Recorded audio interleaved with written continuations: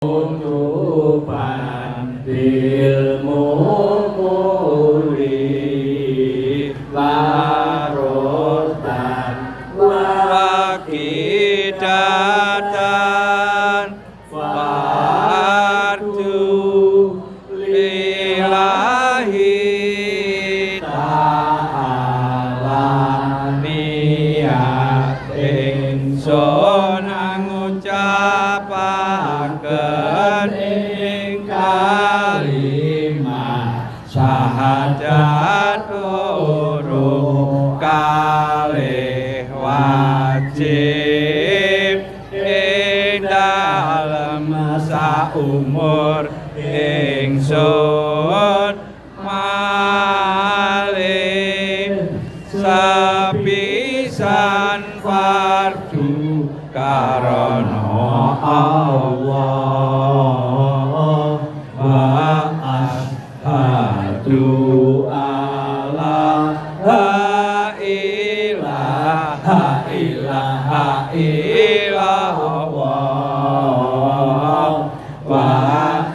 asyhadu anna Muhammadar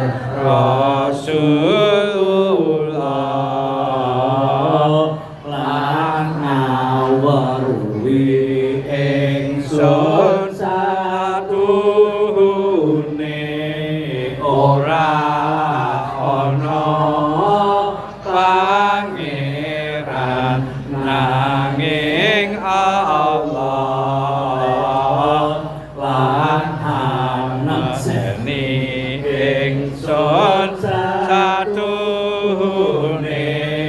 Kanjeng Nabi Muhammad iku utusane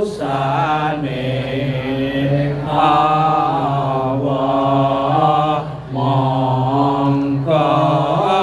manane la ilaha illallah iku amunali kelawan isbat mongko kabeh nawe akan iku saking pangeran kang liyan saking pangeran kita mongko ben isebataken iku kang asokan satunggal kang